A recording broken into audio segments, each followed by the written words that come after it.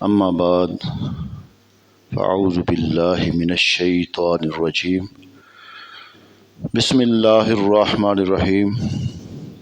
محترم سامعین و ناظرین، سورۃ الانعام آیت نمبر 38 سے آغاز کر رہے ہیں۔ اللہ سبحانہ و تعالی نے ارشاد فرمایا وَمَا مِن دَابَّةٍ فِي الْأَرْضِ، اور زمین میں چلنے والا کوئی جاندار نہیں، وَلَا طَائِرٌ يَطِيرُ بِجَنَاحَيْهِ، اور نہ ہی اپنے پروں کے ساتھ اڑنے والا کوئی پرندہ، إِلَّا أُمَمٌ أَمْثَالُكُمْ، مگر وہ تمہاری جیسی امتیں ہیں۔ مَا فَرَّطْنَا فِي الْكِتَابِ مِنْ شَيْءٍ، اللہ سبحانہ و تعالیٰ نے فرمایا ہم نے اس کتاب میں کسی شے کی کوئی کمی نہیں چھوڑی۔ ثُمَّ إِلَىٰ رَبِّهِمْ يُحْشَرُونَ، پھر یہ اپنے رب کی طرف ہی اٹھائے جائیں گے۔ یعنی تمام جاندار، خواہ وہ چوپائے ہوں یا درندے یا پرندے، سب تمہاری طرح امتیں ہیں۔ ما فرطنا فی الکتاب من شیء، ہم نے اس کتاب میں کسی شے کی کمی نہیں چھوڑی، یعنی جملہ علوم اور تمام ما کان ما یکون کا اس میں بیان ہے، اور جمیع اشیاء کا علم اس میں ہے۔ اس کتاب سے یہ قرآن کریم مراد ہے یا لوح محفوظ؟ اس سے رسول اللہ صلی اللہ علیہ وسلم کا علم کلی ثابت ہوا، کیونکہ سارے علوم لوح محفوظ یا قرآن میں ہیں، اور یہ کتابیں حضور اقدس صلی اللہ علیہ وآلہ وسلم کے علم میں ہیں۔ ثم الی ربہم یحشرون، پھر یہ اپنے رب کی طرف اٹھائے جائیں گے۔ تمام انسان، جانور، پرندے قیامت کے دن اٹھائے جائیں گے۔ انسان تو جنت یا جہنم میں جائیں گے، جبکہ جانور اور پرندوں کا حساب ہوگا اور اس کے بعد وہ خاک کر دیے جائیں گے۔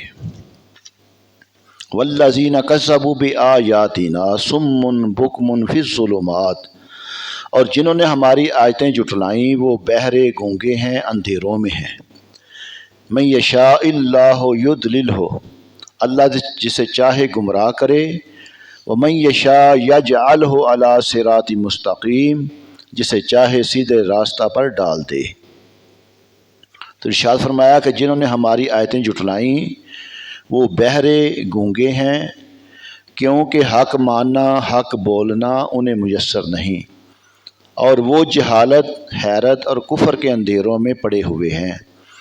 اللہ تعالیٰ جسے چاہے گمراہ کرے اور جسے چاہے سیدھے راستے پر ڈال دے اور اسلام کی توفیق عطا فرمائے۔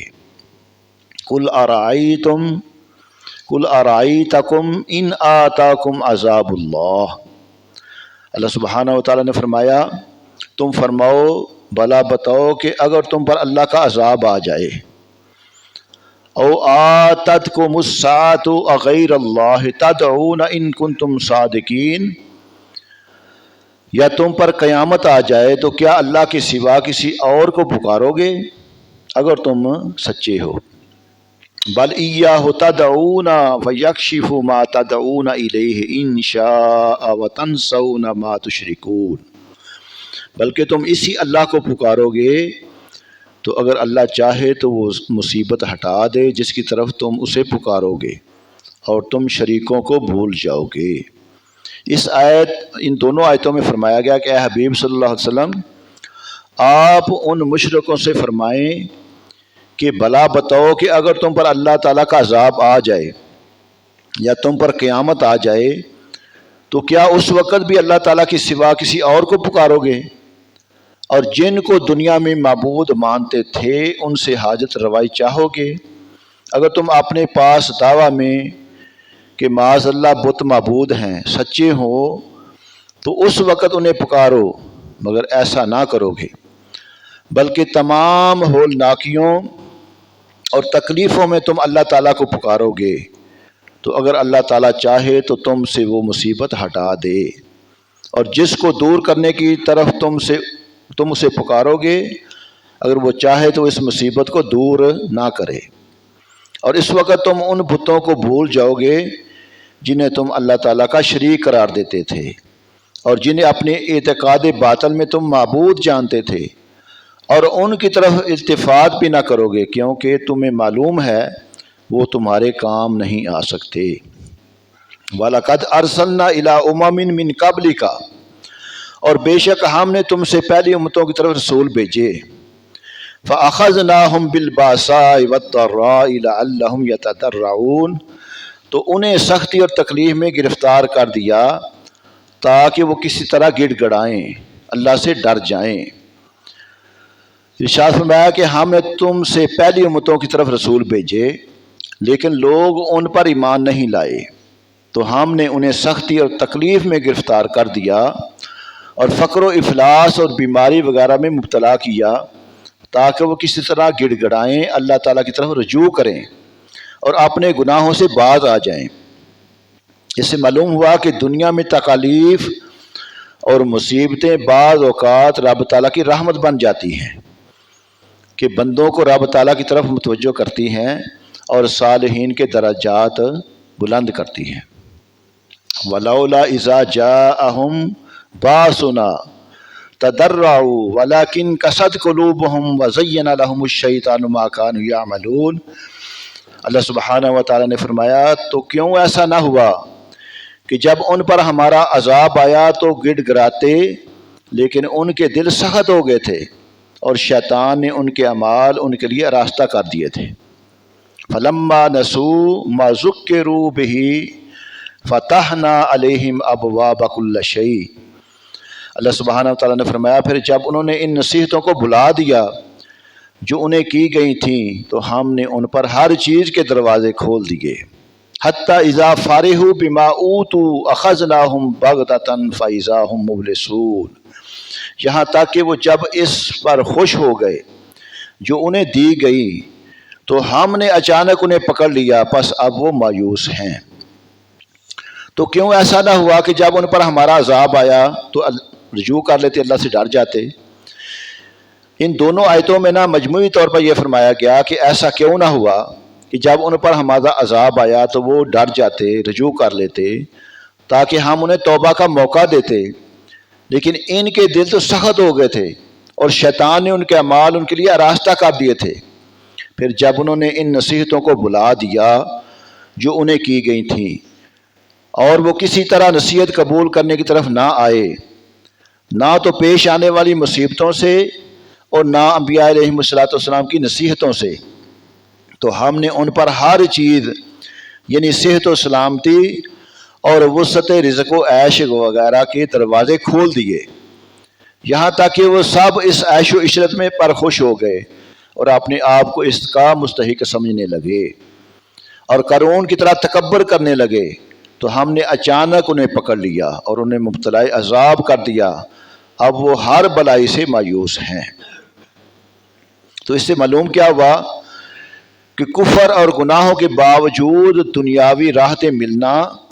دراصل اللہ تعالیٰ کی طرف سے ڈیل اور اس کا غضب و عذاب ہے۔ یہ ہم دیکھتے ہیں نا کہ کافروں کے پاس بڑا مال ہے تو یہ سمجھنے اللہ پاک نے ان کو ڈیل دی ہوئی ہے، اور اسے انسان اور زیادہ غافل ہو کر گناہ پر دلیر ہو جاتا ہے۔ جب اس کے پاس بڑا مال آ جاتا ہے وہ تکبر کرنے لگتا ہے،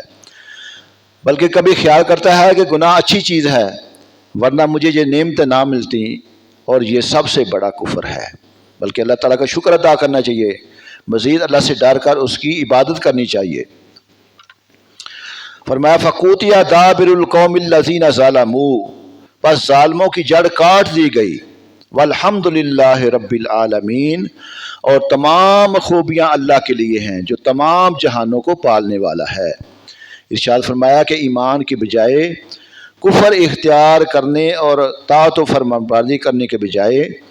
گناہوں میں مصروف ہونے کی وجہ سے ظالموں کی جڑ کاٹ دی گئی اور سب کے سب ہلاک کر دیے گئے، ان میں سے کوئی باقی نہ چھوڑا گیا۔ اور فرمایا الحمدللہ رب العالمین، تمام خوبیاں اللہ کے لیے ہیں جو تمام جہانوں کا پالنے والا ہے۔ یعنی اللہ تعالیٰ کی حمد ہے اس پر کہ اس نے دشمنوں کو ہلاک کیا اور ان کی جڑ کاٹ دی، اور اس آیت میں یہ بھی تعلیم ہے کہ لوگ ظالموں کی ہلاکت پر اللہ تعالیٰ کی حمد کریں اور اس کا شکر بجا لائیں۔ فرمایا قُلْ أَرَأَيْتُمْ इन अख़ज़ल्लाहु समअकुम व अबसारकुम व ख़तमा अला क़ुलूबिकुम मन इलाहुन गैरुल्लाह यातीकुम बिही उन्ज़ुर कैफ़ा नुसर्रिफ़ुल आयाति सुम्मा हुम यस्दिफ़ून। तुम फरमाओ ए लोगो, भला बताओ कि अगर अल्लाह तुम्हारे कान और तुम्हारी आंखें ले ले और तुम्हारे दिलों पर मोहर लगा दे तो अल्लाह के सिवा कौन मबूद है जो तुम्हें ये चीज़ें ला देगा। देखो हम कैसे बार बार निशानियां बयान करते हैं, फिर भी ये लोग मुंह फेरते हैं। यहाँ तौहीद बारी ताला की दलील पेश की जा रही है और फरमाया जा रहा है कि अगर अल्लाह ताला तुम्हारे कान और तुम्हारी आंखें ले ले और तुम्हारे दिलों पर मोहर लगा दे और इल्म और मार्फत का तमाम निज़ाम दरहम बरहम हो जाए तो अल्लाह ताला के सिवा कौन मबूद है जो तुम्हें ये चीज़ें ला देगा। इसका जवाब यही है कि कोई नहीं। तो अब तौहीदी पर कभी दलील कायम हो गई कि जब अल्लाह ताला के सिवा कोई इतनी कुदरत और इख्तियार वाला नहीं तो इबादत का मुस्तहिक भी सिर्फ वही है और शिरक बदतरीन जुल्म और जुर्म है। ये फरमाया उन्जुर कैफा नुसर्रिफुल आयाति, देखो हम कैसे बार बार निशानियां बयान करते हैं। यानी ए हबीब सल्लल्लाहु अलैहि वसल्लम आप देखें कि कभी हम उन्हें अपनी नेमतें याद दिलाकर ईमान लाने की तरगीब देते हैं, कभी साबका उम्मतों पर आने वाले अज़ाबात याद दिलाकर, और कभी इस बात से डराते हैं कि हम चाहें तो उनके कानों, आँखों और दिलों को बेकार कर दें,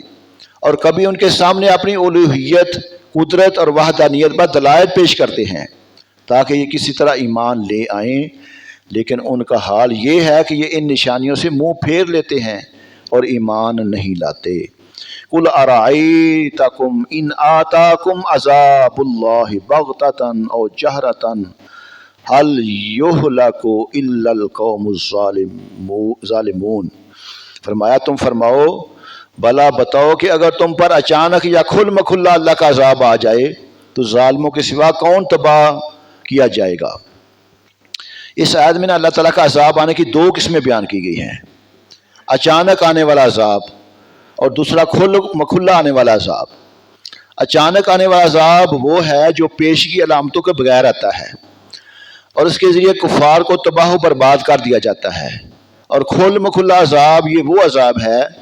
जिसके आने से पहले उसकी अलामतें नमूदार होती हैं ताकि लोग अगर इस अज़ाब से बचना चाहें तो अपने कुफ्र और सरकशी से तौबा करके बच सकते हैं। अगर वो तौबा ना करें तो उन्हें अज़ाब में मुब्तला करके तबाह कर दिया जाया है। फरमाया वमा नुरसिलुल मुरसलीन इल्ला मुबश्शिरीन व मुनज़िरीन। अल्लाह सुब्हानहु व तआला ने फरमाया हम रसूलों को उसी हाल में भेजते हैं कि वो खुशखबरी देने वाले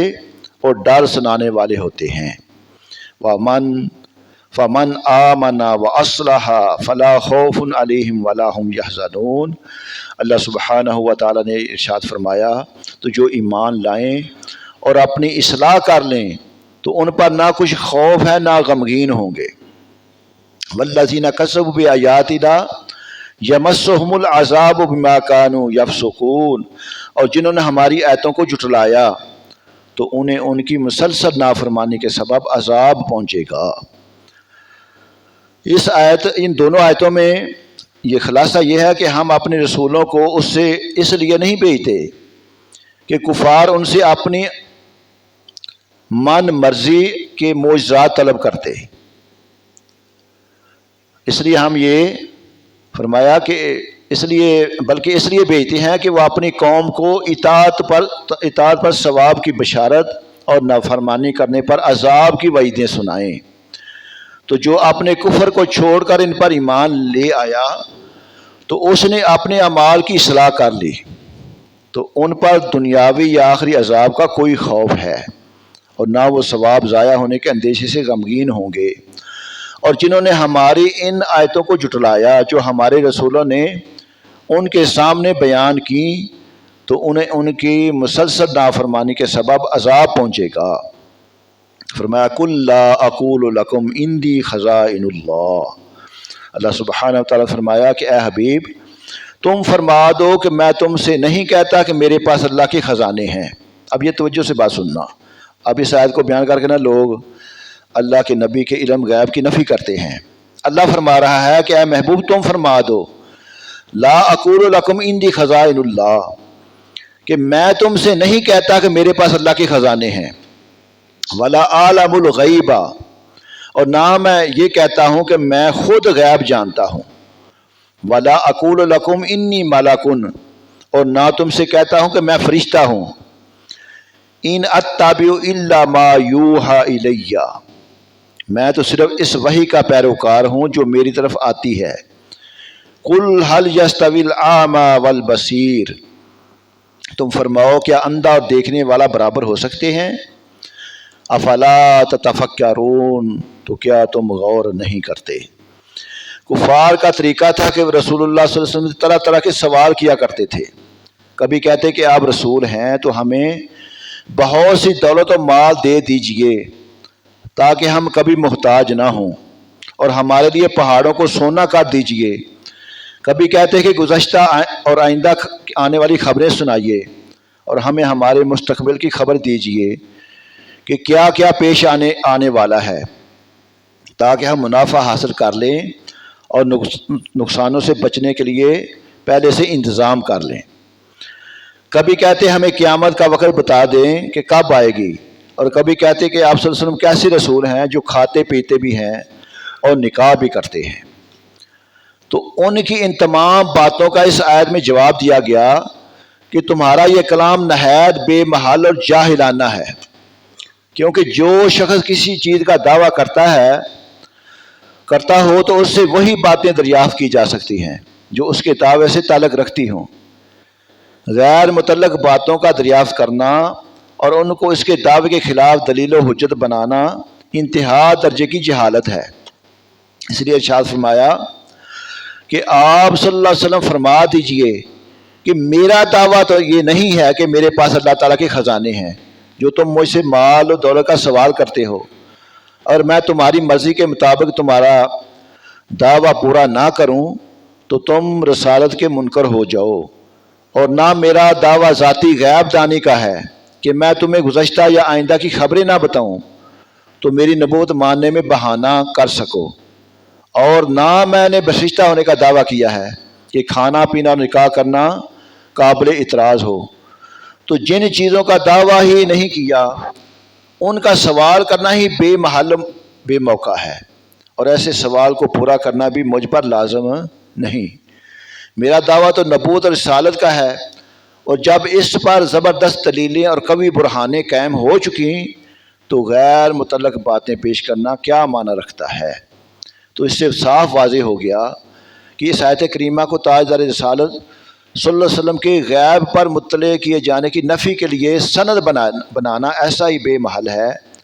جیسا کہ کفار کا ان سوالات کو انکار نبوت کی تصاویر بنانا بے محل تھا۔ تو اس کلام کو پڑھنے کے بعد اب دوبارہ آیت کا ترجمہ پیش کیا جاتا ہے، توجہ فرمانا، اسے پڑھیں اور غور کریں کہ کیا واقعی آیت میں یہی بیان نہیں کیا گیا۔ فرمایا کہ اے حبیب تم فرما دو میں تم سے نہیں کہتا کہ میرے پاس اللہ کے خزانے ہیں، اور نہ یہ کہتا ہوں کہ میں خود غیب جان لیتا ہوں، اور نہ تم سے یہ کہتا ہوں کہ میں فرشتہ ہوں، میں تو صرف اس وحی کا پیروکار ہوں جو میری طرف آتی ہے، اور یہی نبی کا کام ہے، لہذا میں تمہیں وہی دوں گا جس کی مجھے اجازت ہوگی، اور وہی بتاؤں گا جس کی اجازت ہوگی، اور وہی کروں گا جس کا مجھے حکم ملا ہو۔ اس آیت سے حضور پر نور صلی اللہ علیہ وسلم کے علم عطائی کی نفی کسی طرح مراد ہی نہیں ہو سکتی، کیونکہ اس صورت میں آیتوں میں تعارض کا قائل ہونا پڑے گا اور وہ بالکل باطل ہے۔ تو اللہ سبحانہ و تعالی ہمیں قرآن پاک کے احکامات کو سمجھ کر اس پر عمل کرنے کی توفیق عطا فرمائے۔ الصلاۃ والسلام علیکہ یا سید